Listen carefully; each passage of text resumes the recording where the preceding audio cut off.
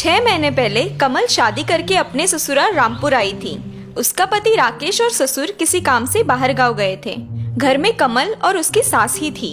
अरे बहू, तुम्हारी पिताजी ने नया टीवी देने का वादा किया था शादी में, कहीं भूल तो नहीं गए? सास की बात सुन के कमल चकित हो जाती है।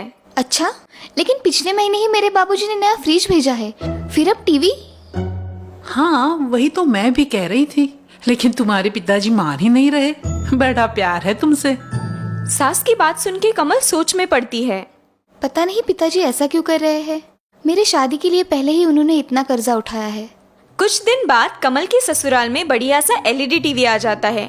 सास बहुत खुश है, लेकिन कमल दुखी हो जाती है। पता नहीं पिताजी ने कैसे पैसे जुटाए होंगे इस महंगे टीवी के लिए। ऐसे ही कुछ दिन बीत जाते हैं। अब कमल की सास कुछ और बड़ी चीज पाने की लालसा करती है।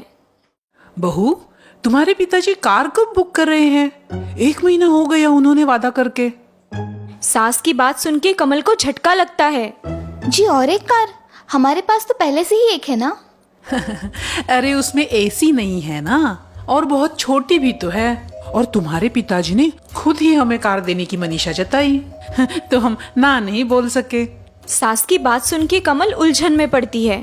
माँ जी, क्या मैं 2 दिन के लिए पिताजी के यहाँ हो आऊँ? कार कब तक आएगी ये भी देख लूंगी।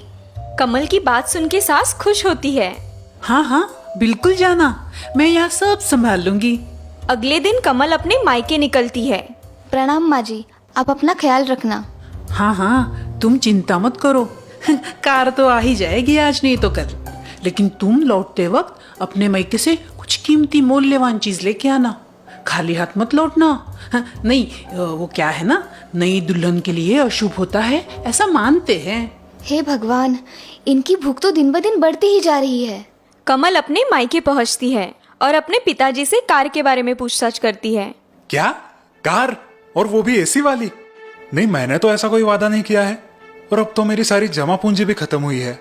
अब कमल के दिमाग में सारी बात सुलझ जाती है। अच्छा, मतलब सासू जी झूठ बोल रही है, अपनी मनगढ़ंत कहानियां बना रही है। 2 दिन पिताजी के घर रहने के बाद कमल अपने ससुराल लौटने की तैयारी करती है। प्रणाम पिताजी, मैं चलती हूँ, आप अपना ख्याल रखना। बेटा, वो कार का क्या करे? तुम्हारी सास नाराज हो जाएगी तुमसे। नहीं पिताजी, अब चिंता मत कीजिए, मैंने यहाँ की 2 मूल्यवान चीजें अपने साथ ली है, सासू माँ खुश हो जाएंगी। कमल की बात सुन के गोपीनाथ उलझन में पड़ता है, लेकिन पिताजी को दिलासा देके कमल अपने ससुराल के लिए निकलती है। जब कमल अपने ससुराल आती है, सास बड़ी खुशी से उसका स्वागत करती है। आओ आओ बहू रानी, पिताजी कैसे हैं तुम्हारे? जी बढ़िया है। पिताजी ने कार के बारे में कुछ कहा तुमसे? कब भेज रहे हैं? जी जल्द ही आ जाएगी कार। कमल की बात सुन के सास फूले नहीं समाती। वाह वाह, ये तो बड़ी खुशी की बात है बहू।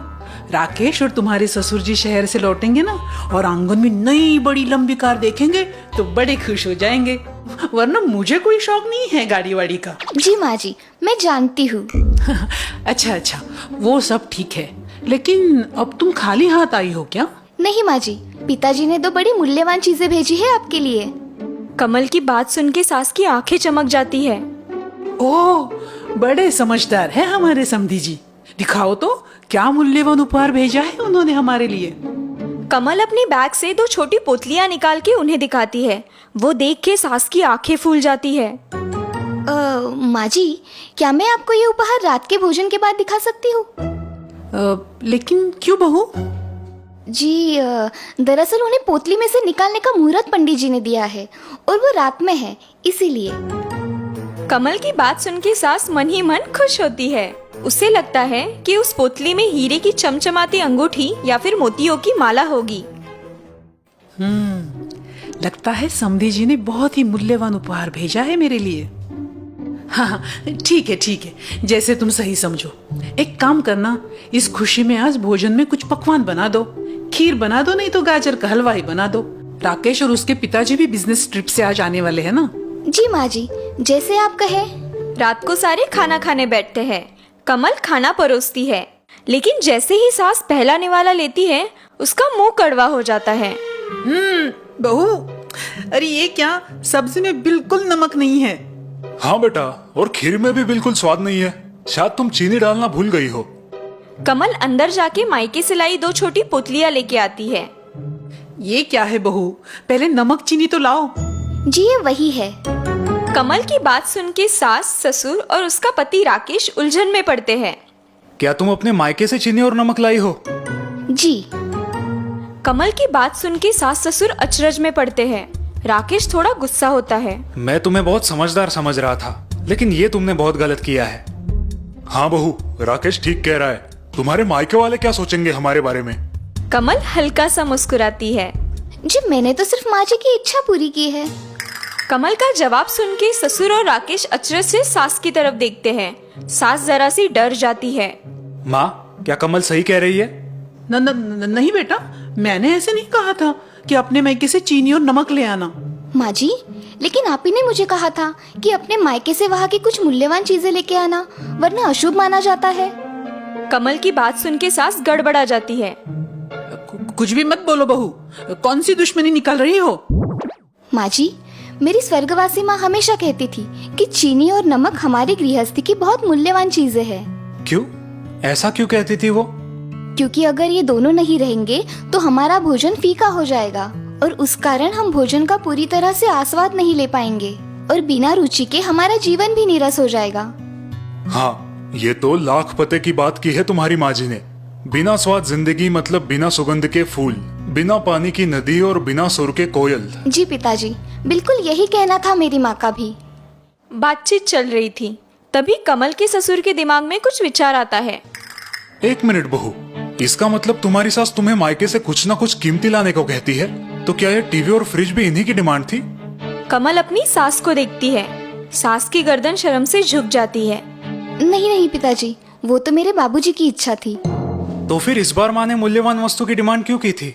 कमल मुस्कुरा के कहती है, वो शायद माँ जी मेरी परीक्षा ले रही थी कि मैं सचमुच समझदार हूँ या नहीं। ठीक कहा ना माँ जी? हाँ, बहू ठीक कह रही है। कमल की बात सुन के राकेश और ससुर हंस पड़ते हैं। फिर तो तुम अव्वल नंबर से पास हुई हो। क्यों भाग्यवान, ठीक कहा ना मैंने? जी बिल्कुल सही कहा आपने। अब मुझे इस गृहस्थी की कोई चिंता नहीं। मैं 4 धाम यात्रा के लिए बेझिझक जा सकती हूँ। कमल रसोई में साफ सफाई कर रही है, तभी उसकी सास वहाँ आती है। बहू, मुझे माफ कर देना। मेरी लालच की वजह से तुम्हारे पिताजी को बड़ी मुश्किलें उठानी पड़ी होगी। नहीं माँ जी, कोई बात नहीं। आपने अपनी गलती मान ली, ये आपका बड़प्पन है। कमल की बात सुन के सास संतुष्ट होती है और उसे आशीर्वाद देती है। सचमुच मैं कितनी भाग्यवान हूँ जो तुम्हारी जैसी संस्कारी, क्षमाशील और विचारी बहू हमारे घर आई है। जुग जुग जियो बेटा।